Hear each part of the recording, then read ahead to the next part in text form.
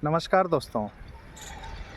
ज़रा सोचिए, आपके पॉकेट में 100 रुपए का नोट है और आप दुकान पर गए हुए हैं।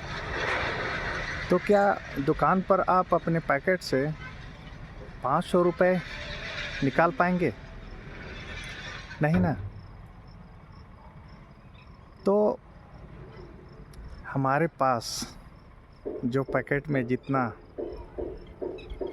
धन होता है, रुपया होता है, हम उतना ही का क्रय विक्रय कर पाते हैं। खैर, हम रुपए पैसे की बात नहीं कर रहा हूँ, मैं बात कर रहा हूँ विद्या धन की। आपके पास जितनी विद्या होगी उतना ही तो आप तर्क कर पाएंगे ना, उससे ज़्यादा तो नहीं। तो विद्या एक ऐसा चीज़ है, आप सब जानते हैं, विद्या की कोई चोरी नहीं कर सकता और विद्या सबसे बड़ा धन भी है। रुपए पैसे, घर मकान जमीन हीरे जवाहरात से बढ़ कर के है। तो हम इस धन को क्यों न बढ़ाएं? अगर हम इस धन को नहीं बढ़ाते हैं तो हम हमेशा मानसिक विकलांगता के शिकार बने रहेंगे। अगर हमें अपने मानसिक विकलांगता से निकलनी है तो हमें अपने इस विद्या धन को बढ़ानी होगी। ज़्यादा से ज़्यादा पुस्तकें पढ़नी होगी, बुद्धिजीवियों के बीच में रहकर चर्चा करनी होगी, जाननी होगी, समझनी होगी कि क्या बात सच है, क्या बात झूठ है, क्या हकीकत है, क्या काल्पनिक है। तभी तो हम अपने पैकेट में ज़्यादा से ज़्यादा रुपए रख पाएंगे और ज़्यादा से ज़्यादा हम क्रय विक्रय कर पाएंगे। अर्थात हम बड़े बड़े डिबेट में भी भाग लेकर और अपनी बुद्धिमत्ता का परिचय दे पाएंगे। अन्यथा हम दूसरों की कही बातों पर ही यकीन करते रहेंगे, विश्वास करते रहेंगे और दिमाग से हमेशा पंगु बने रहेंगे। आपने कविता सुनी होगी, सखी वे मुझसे कहकर जाते। ये भगवान बुद्ध के लिए कविता लिखी गई है और उस कविता को पढ़ कर के ही लोग उसे सही समझ लेते हैं कि नहीं, ये कविता जो लिखी गई है बिल्कुल सही है। भगवान बुद्ध ने रात को अंधेरे में उठकर चुपचाप बिना बताए किसी को और निकल गए ज्ञान की खोज में। ये गलत बात है, ये बिल्कुल गलत बात है। जब तक आप नहीं पढ़ेंगे जानेंगे तब तक आप यहीं पर रह जाएंगे और जैसा लोग बताएंगे उसे में हाँ मिलाएंगे।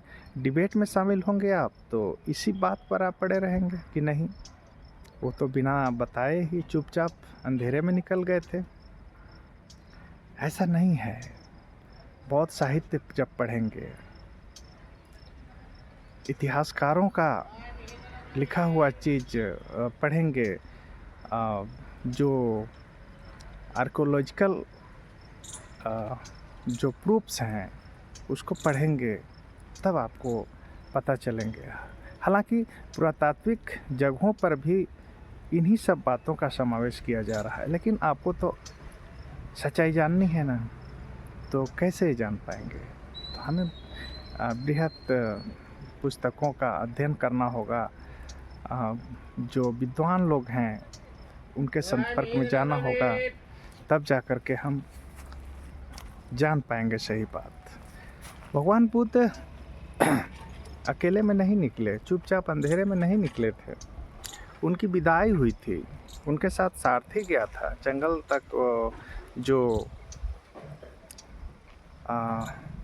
उनका जो राज्य का आखिरी सीमा था वहाँ तक छोड़ कर आया था, उनकी विदाई हुई थी।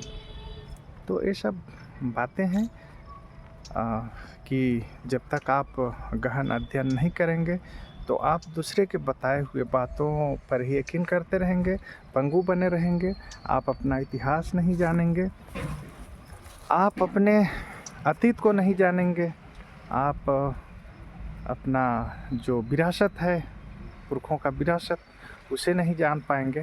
तो ये सब कुछ जानने के लिए आपको गहन अध्ययन करना होगा। उसके बिना आप डिबेट में शामिल नहीं होंगे और आप अपने जो जिनके द्वारा सताए हुए हैं उनके ही